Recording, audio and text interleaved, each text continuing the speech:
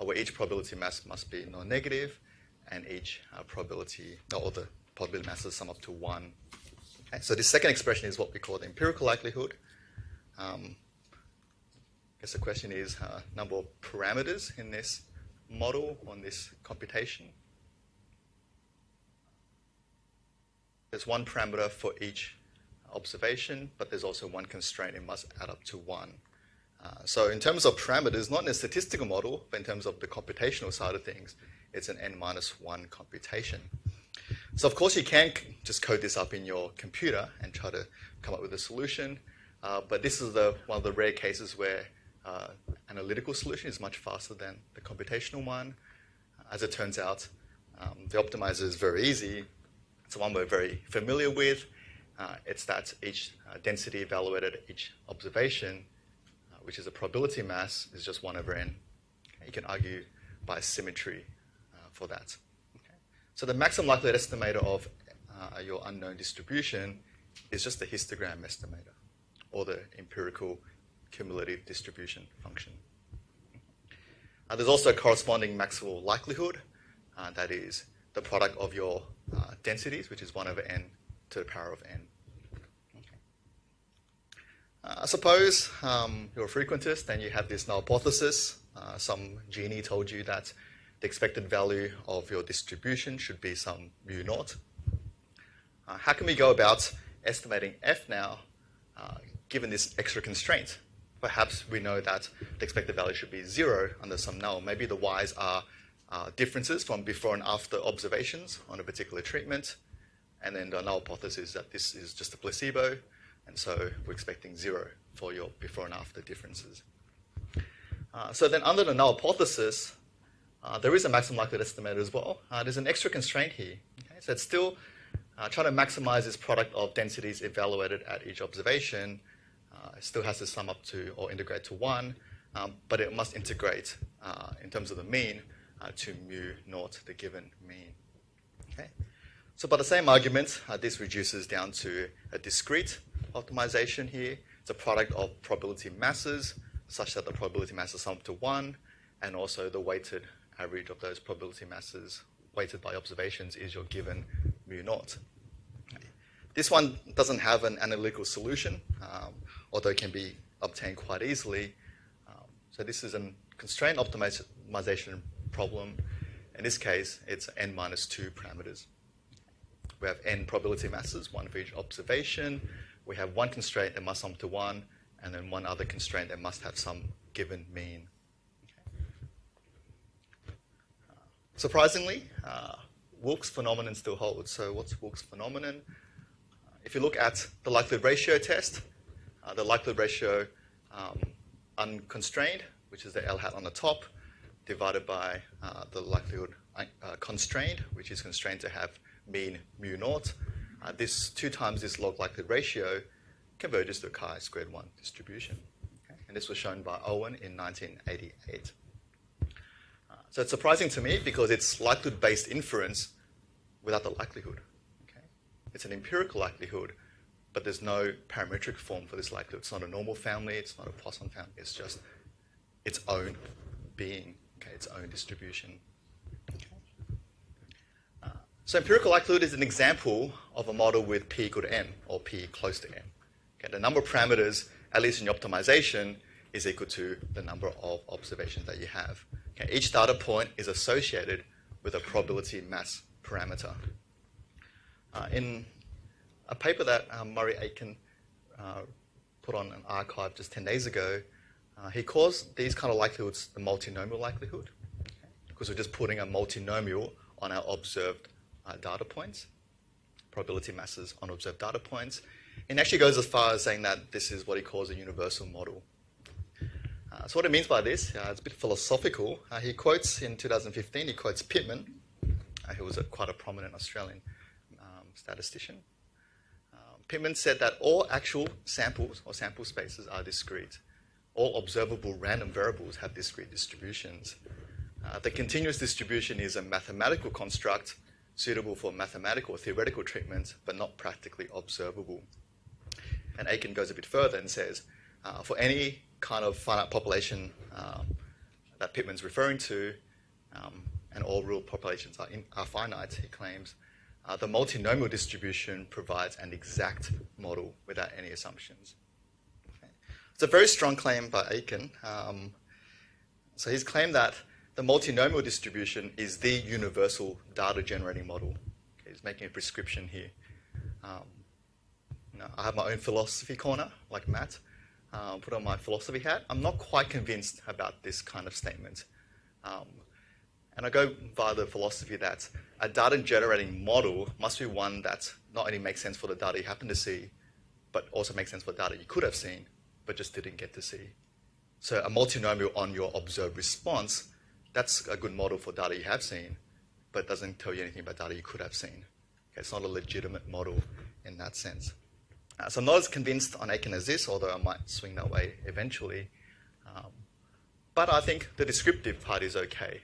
Multinomial likelihoods are useful for data analysis. Okay, not prescriptive. I don't think the world's generated by multinomial distributions, but I think multinomial distributions, or this empirical likelihood, can be a good way to analyze data sets. Aiken goes on and he quotes me. I actually didn't know about this quote until last year. He said, Huang, 2014, gave the empirical likelihood extension to generalized linear models.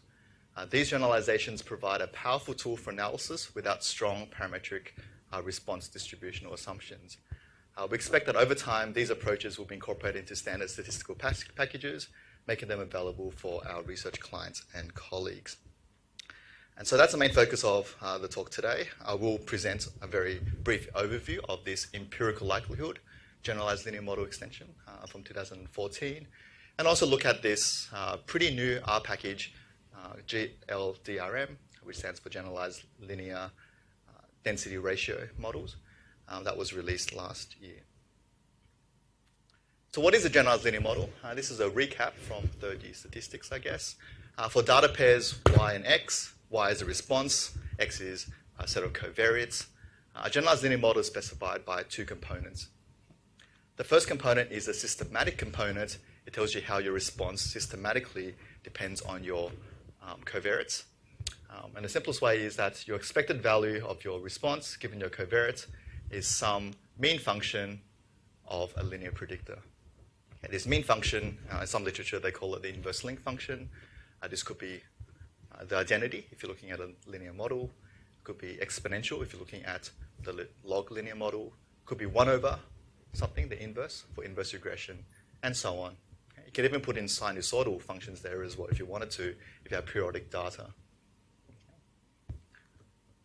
The second component of a generalized linear model is that the distribution of each response, conditional on your covariates, comes from an exponential family of distributions. For example, you have continuous data, the default model would be normal distributions. If you had count data, the default would be Poisson or negative binomial. If you have time to event data, it will be something like a gamma or exponential distribution. So the non-parametric generalized linear model makes one change. In fact, it makes one word change, but one word can make a whole lot of difference. Okay? So see if you can spot the word change. I'll put it in different color, put it in red. So I'm going to go to the next slide and see if you can spot what that word change is. So that's a traditional generalized linear model, and that is a non-parametric generalized linear model. So the word change is that the distribution of each response given your covariate comes from some exponential family. You don't have to specify which one to begin with. Maybe it's normal, maybe it's gamma, maybe it's neither of those. Maybe it's Poisson, maybe it's negative binomial, maybe it's neither of those. So instead of specifying an exponential family of distributions from the outset, we treat it as unknown. Itself is an unknown parameter to be estimated from the data simultaneously with your usual regression parameters, beta. And the way I estimated was using a GLM analog to the histogram estimator. So this unknown exponential family of distributions, I'm going to estimate that using a probability mass at each observation, a histogram estimator or multinomial likelihood. Surprisingly, the estimated regression coefficients done in this way are still consistent, have the same asymptotic variance, so they're efficient, and have the same standard errors, so the coverage rates are the same, as if the underlying exponential family was correctly specified in the first place. Okay, so if you had some sort of genie or an oracle told you that the data is coming from a normal distribution, and you use that normal distribution to analyze your data, then you have your estimates. Well, even if you don't specify that, you actually get exactly the same results. Okay. This is a consequence, at least intuitively, I would think, of the orthogonality property, that the mean parameters in a generalized linear model is actually orthogonal to the family of error distributions you're looking at. And that was a relatively recent result. So some technical details can be found in that paper of mine, 2014, but today I want to talk more about the R implementation that just came out last year. Okay, so this is generalized linear density ratio model, which is slightly larger class of models that contains the nonparametric GLM, but definitely it is sort of the flagship package for fitting such models. So this is an example I'm going to start with. This is from a paper in 2013 that talks about how many bids US firms had in terms of takeover or mergers. So it's over an 8-year period. There were 128 US firms that were successfully taken over or merged with other firms. These are how many bids they got from competing companies. There's also explanatory variables. There's a set of explanatory variables that were defensive actions taken by the firm itself, whether they employed a legal defense, yes or no, whether they proposed to change the structure of the assets, yes or no, and so on. So these are actions that the management team of that target firm could take or did take. There's also firm-specific characteristics. For example, how much stock they actually had, what's the total book value in size, both itself and its squared. For some reason, these statisticians thought that the size squared is important, so they put it as its own covariate. And also there's a external kind of factor, whether the government kind of stepped in and tried to monitor this trade, anti-monopoly kind of deals. Okay. So the response is number of bids, so it's a count variable. So the default model that you would go to as a frequentist statistician would be just a log linear Poisson generalized linear model. Okay. So we can fit the Poisson model, fit Poisson. It's a generalized linear model, GLM, response number of bids, regressed on all your predictors. There's 9 predictors there, and your family is Poisson. Okay. And the default link in the Poisson family is the log link.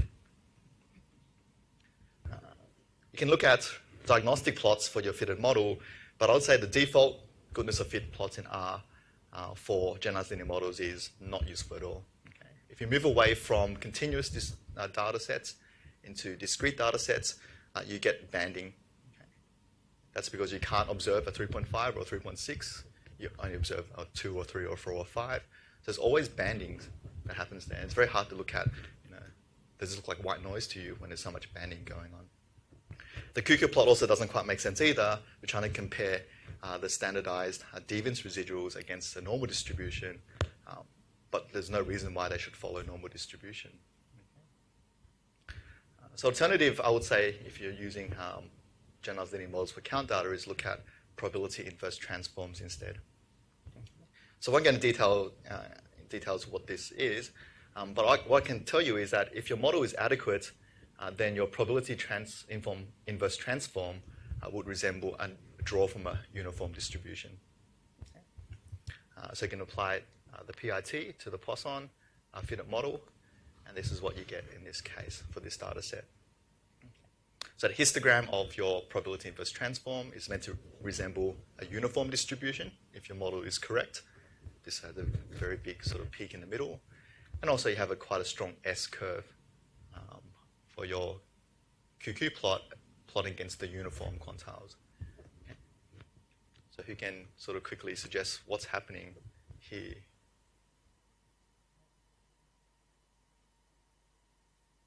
So it's suggesting that there's not quite enough probability to begin with, but then there's quite a big jump in probability as the distribution goes along. Not quite enough, suddenly a big jump, and then not quite enough again. Okay. compared to a Poisson distribution. Okay, so that should suggest something to us, but it will become clearer once I fit the next model. The next model is, why don't we try a non-parametric generalized linear model instead? So fit a generalized linear model with the log link, but leave the error distribution or the family of distributions unspecified. Okay, let the data tell us both the regression parameters and also what's the underlying family of distributions. So syntax is exactly the same. It's GLDRM now instead of GLM. You don't have to specify family. There is no family here, but you can specify your link. So in this case, I use a log link here. The GLDRM package has the probability inverse transform built in as a function, so you can check your model fit after that. And you get something that resembles a random draw from a uniform distribution. So it is telling us that this non-parametric generalized linear model is doing a slightly better job than a Poisson model. We can go a bit further here. We can actually extract out what's the estimated distribution for each observation. So I just chose two observations, just at random, observation 1, observation 9. The expected numbers, expected number of bids that we're supposed to get were 2.74 as fitted by the model and 0.79. If I compare the fitted empirical distributions, the histogram estimates, versus what you would expect from a Poisson distribution with the same mean, Poisson 2.74 or a Poisson 0.79, and these are the kind of comparisons of the cumulative distribution that you'll get. So the red is the empirical one, the non-parametric estimate. The black one is the parametric Poisson distribution. So what we see in both graphs is that, or in this one here, where the mean is 2.74, the empirical one starts off with a lower probability mass at 0, doesn't give much to 0, but then gives quite a bit to 1, quite a bit of probability to 2. By 3, it's kind of almost run out of probability, and there's not much to give from 4 onwards. Okay, so not much at 0, more than you expect from a Poisson at value 1, value 2, and value 3, but then not much at 4, at 5, or 6, and so on. Same sort of thing here for the Poisson distribution with 0.79. The empirical one doesn't give much weight to 0, starts off lower, but gives 1 a lot of weight compared to a Poisson distribution. And then not much for 2, and it's kind of finished by then. So what can we tell about the data here, actually? It's not Poisson. It's under-dispersed. We're getting a high mean, for example, 2.74, but instead of being kind of spread from 0, 1, 2, 3, 4, 5, 6, 7, which is what a Poisson distribution would do, it's actually quite centered around that 2.74 value. Okay. A lot of probability at 2 and 3. So it's a under-dispersed distribution here. And of course, the non-parametric one picks that up. It deals with that. The fitted model, the object, behaves just like the summary object. I'm not sure why they made the object itself the summary instead of having a summary wrapper, but this is the way it is. So itself is a summary. It gives you your intercept estimates and your coefficients estimates, along with the standard errors there. Comparing that to the Poisson fit, you see the estimates are pretty much compatible with each other. But the big difference here, or the slightly big difference here, is that the standard errors for the Poisson is a bit wider. Okay? And that's because the data set is actually under-dispersed, so assuming constant dispersion gives you standard errors or confidence intervals that are slightly too wide. And so this non-parametric one sort of adapts for that, and so these standard errors are generally smaller than the ones from a Poisson distribution.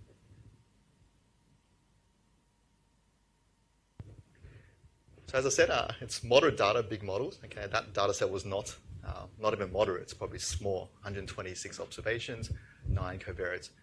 But the number of parameters that this algorithm's kind of maximizing over is quite big, actually. There's 10 beta parameters. There's 1 intercept and 9 regression coefficients. Plus there's 126 data points, so 125 probability parameters. Because it must sum up to 1, so you lose 1 there. So it's a total of 135 parameters for this optimization. How quickly did it do it? It took 0.1 of a second in this case, okay, which is a very big improvement over my original algorithm that was done in MATLAB by brute force. I think it's actually 2 orders of magnitude faster than my brute force algorithm. How big can this go? So I did a few tests here. Let's suppose you had 500 observations. We have 20 covariates, Q is equal to 20. So the number of parameters in this optimization is 499 plus 20 covariates plus 1 intercept, 520 parameters in this optimization. The covariates I'm just going to simulate from a uniform distribution from -half to a half. So it's centered. My beta, I just chose 1, 2, 3, 4, up to 20 in this case. And then my true means is just a linear combination of my betas and my x's. The y I'm simulating is from a normal distribution. But do notice that my standard deviations are not constant. I'm going to make it proportional to the magnitude of the true means, so that the variance is the square of the true means. Okay? So there's a lot of fanning happening here. And if I look at the data, this is what I call sort of butterfly data. It fans in both directions. As my mean gets larger or smaller, the variance gets bigger. Okay? It's a square of the variance. The R-squared is fairly moderately high, I would say, 0.2 if you're looking at R-squared. But of course, R-squared is not appropriate really when it's non-constant variance. The data are quasi-gamma. It has a linear link, but the variance is the square of the mean, which is quasi-gamma, almost like a gamma distribution. Interestingly, you can't run the quasi-gamma on this data set because we have negative observations. So if you were to fit this, the correct model to the data, you have to write it yourself. You have to do Fisher scoring yourself.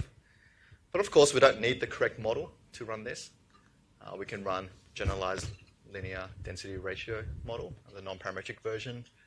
And in this case, for 500 data points, for 20 observations, it ran in 3 seconds or so.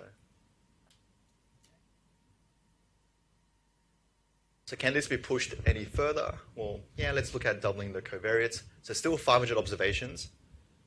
We have 40 covariates now, total of 540 parameters in optimization. It still runs, takes about 13 seconds, but it still runs. This is on my laptop, which is even older than Matt's. It's a 2015 laptop, so there you go. We can double the sample size, 1,000 samples. So now our optimization is over a probability simplex of 999 dimensions, a multinomial distribution on your observed responses. Do note that the data is coming from a normal distribution, so every response is unique. Well, unless you're Aitken and you said it's rounding off and you have some repeats, but every response is, in theory, unique. That's a bit different to Poisson or binomial, for example, where you actually get a lot of repeated values of your responses. So in this case, it's actually 1,000 different values with 20 covariates, so it's 1,020 parameters in optimization. It does run, takes about 21 seconds. We can crank it even more, go to 1,000 responses with 200 parameters. So it's slightly tall and slightly wide, but otherwise pretty healthy, I would say. If you run that, it takes just under 2 minutes. And you can go a bit further, 5,000 responses with 40 parameters. It takes about 20 minutes in that case. So again, we have 40 covariates, but we also have 5,000 data points, which means that we're building a multinomial distribution on 4,999 probability simplex. Okay. And the biggest one I've tried is 5,000 samples with 200 covariates, so it's kind of wide and kind of long, tall. And that still works. It's about 30 minutes or so. Okay. And this is on a pretty old laptop there.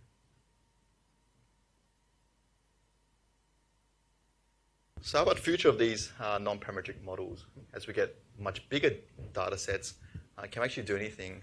I would say for tall data sets, when you have a lot of observations, eventually optimizing over the probability simplex just gets too much. Okay? You can't be as relaxed about that assumption. And so one kind of advance that's been done recently is the bin histogram estimator. So instead of having the full histogram on every single observation, why don't we bin your observations and then have a bin histogram estimator? Okay, Okay, and it's been shown that if you let the number of bins go to infinity with a sample size but as slower than linear, then this is actually quite fast. For wide data, we have a lot of covariates. There's no reason why you can't combine a Lusu type penalty on the covariates. And again, there's orthogonality in play here. It looks like a lot of parameters in this model, but I would say the distribution parameters are not really parameters. It's just the optimization thing, and those two things are orthogonal to each other. So you can make slight changes to your beta estimates or slight changes to your distribution estimates, and they don't really affect each other all that much. Of course, you can go beyond frequentist to Bayesian perspectives. So Aiken's paper actually talks about these type of models with an additional Dirichlet prior on top of it. In the abstract, it claims that you can do fully Bayesian analysis without MCMC, and it seems like, from my first glance at it, it seems to be invariant to sample size, which I find incredibly surprising if it's true, because the likelihood it's using is a probability mass on each observation. And so the Dirichlet prior is using has to be also of that same dimension. So I'm not quite sure how it gets away with doing a Bayesian analysis here that scales independently of sample size. But that's something that for me to have a look at in more detail. And here are some of the references for my talk. Thank you.